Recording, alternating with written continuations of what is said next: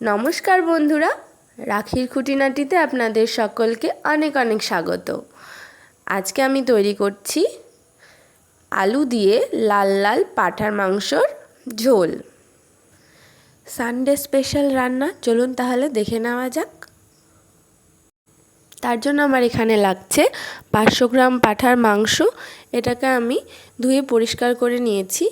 এবার আমি এর মধ্যে 2 চামচ টক দই দিয়ে দিলাম, আর জিরে গুঁড়ো, ধনে গুঁড়ো, লঙ্কার গুঁড়ো, হলুদ গুঁড়ো আর লবণ দিয়ে দিলাম, আর দিয়ে দিচ্ছি সরষের তেল।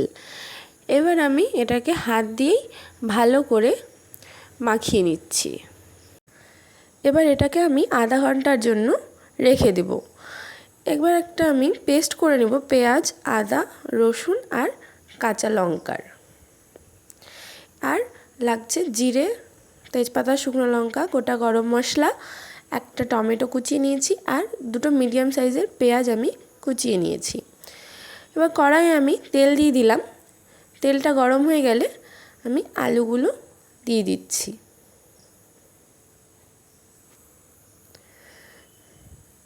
এর মধ্যে আমি সামান্য লবণ হলুদ দিয়ে আলুগুলোকে ভালো করে এপাশ ওপাশ করে লাল করে ভেজে নিব। আমরা বাঙালি, আমাদের তো মাংসে আলু লাগবেই। এই যে আমার আলুগুলো সম্পূর্ণ ভাজা হয়ে গেছে। এবার ওই কড়াইয়ে আমি একটা তেজপাতা, 2টো শুকনো লঙ্কা দিয়ে দিলাম, আর গোটা জিরে দিয়ে দিলাম, আর দিয়ে দিলাম গোটা গরম মশলা। এবার সম্বারাটা একটু সাঁতলে নিয়ে আমি ওর মধ্যে পেঁয়াজ কুচি দিয়ে দিলাম। পেঁয়াজটা একটু নাড়াচাড়া করে নিচ্ছি। এখন আমি একটু চিনি দিয়ে দিচ্ছি। এই সময় চিনিটা দিলে রান্নার রঙটা খুব ভালো আসবে। এবার আমি পেঁয়াজটা ভাজা হয়ে গেছে ভালো করে, এই পেস্টটা এবার এর মধ্যে অ্যাড করে দিলাম।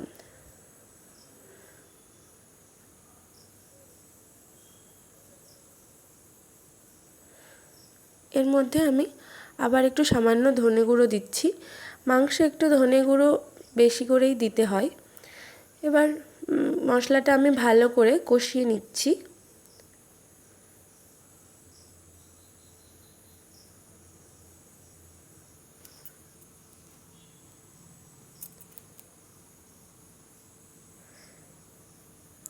দেখুন, রঙটাও একটু পাল্টে গেছে মশলার।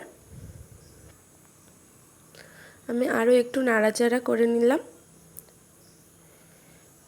এর মধ্যে এবার ম্যারিনেট করা মাংসটা দিয়ে দিলাম, দিয়ে মশলার সাথে মাংসটা ভালো করে মিক্স করে নিচ্ছি।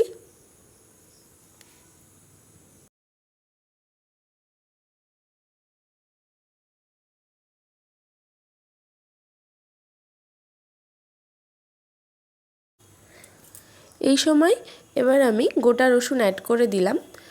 আমরা মাংসে গোটা রসুনটা খুব পছন্দ করি, ওই জন্য দিলাম। আপনারা না চাইলে না দিতে পারেন। এবার আমি ঢেকে দিচ্ছি মাংসটা।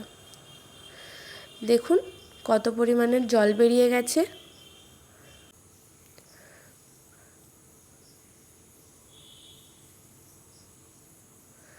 আমরা আবার এটাকে ভালো করে নাড়াচাড়া করে নিচ্ছি, আর ভালো করে মাংসটা কষিয়ে নিচ্ছি।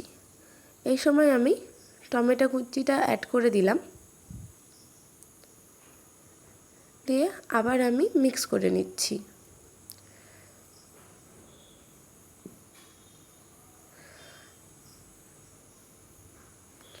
আবার ভালো করে নাড়াচাড়া করে আমি কষিয়ে নিচ্ছি। মাংস যতটা পরিমাণের কষাবেন আপনি, ততই ভালো হবে খেতে।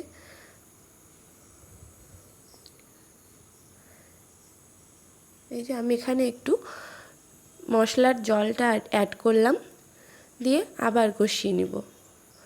এই সময় আমরা লো ফ্লেমে রেখেই ভালো করে মাংসটা কষিয়ে নিব।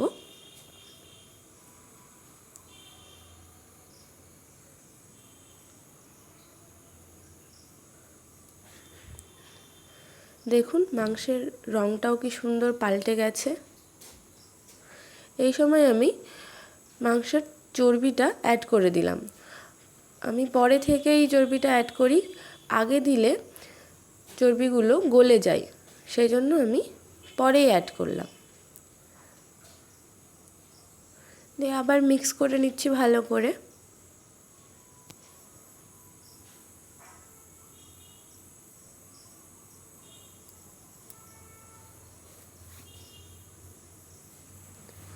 আবার আমি গরম জল অ্যাড করে দিলাম একটু। এখানে আমি কিন্তু গরম জলই দিচ্ছি, ঠান্ডা জল একদম অ্যাড করবেন না, নাহলে টেস্টটা আলাদা হয়ে যাবে। এবার আমি এর মধ্যে ভেজে রাখা আলুগুলোও দিয়ে দিলাম, দিয়ে আবার ঢেকে কষিয়ে নিব। দেখুন কত পরিমাণে তেল বেরিয়েছে। আবার আমরা ভালো করে নাড়াচাড়া করে নিচ্ছি এপাশ ওপাশ করে।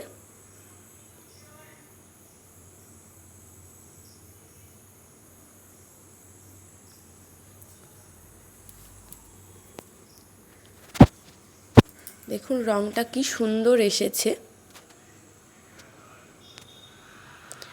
আমি এখানে পরিমাণ মতো একটু লবণ দিয়ে দিলাম, আপনারা নিজেদের স্বাদ মতো একটু চেক করে দিন।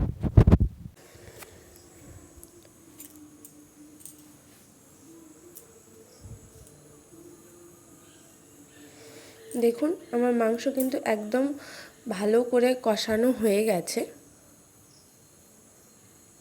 আর যতটা ভালো করে আপনি কষাবেন তত দেখবেন তেল ছাড়বে।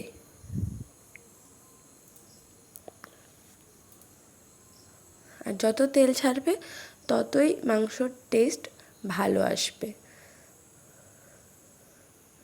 দেখুন কি সুন্দর টেম্পটিং হয়েছে দেখতে।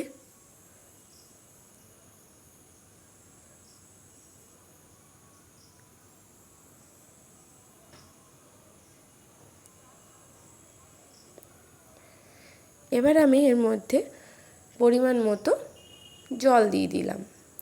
আপনারা যেরকম ঝোল রাখতে চান সেরকম দিবেন।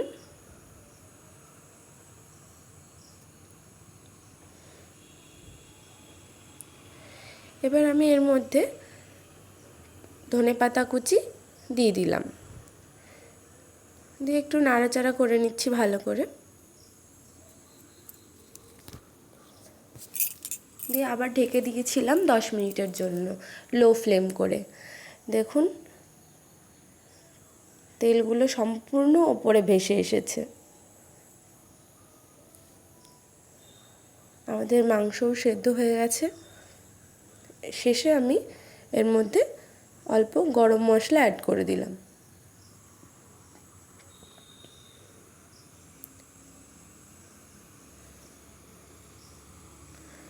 আমি এখানে একটু ঝোলটা বেশি রেখেছি, কারণ গ্যাসের ফ্লেমটা অফ করলে একটু ঠান্ডা হলে ঝোলটা একটু বসবে। দেখুন আমার পাঁঠার মাংস একদম রেডি হয়ে গেছে। কি অসাধারণ দেখতে হয়েছে দেখুন। যেরকম দেখতে হয়েছে সেরকমই সুন্দর খেতে হয়েছে। আপনারা অবশ্যই ট্রাই করবেন বাড়িতে। আর যারা পাঁঠার মাংসর নাম শুনে খেতে চায় না গন্ধ হয় বলে, একবার এইভাবে বানিয়ে দেখবেন, একটুও গন্ধ হবে না, আর সবাই একেবারে আঙুল চেটে খাবে। তাহলে এইভাবে একবার বানিয়ে আমাকে কমেন্ট করে জানাবেন কেমন হয়েছে। ভালো লাগলে লাইক করবেন, সাবস্ক্রাইব করবেন।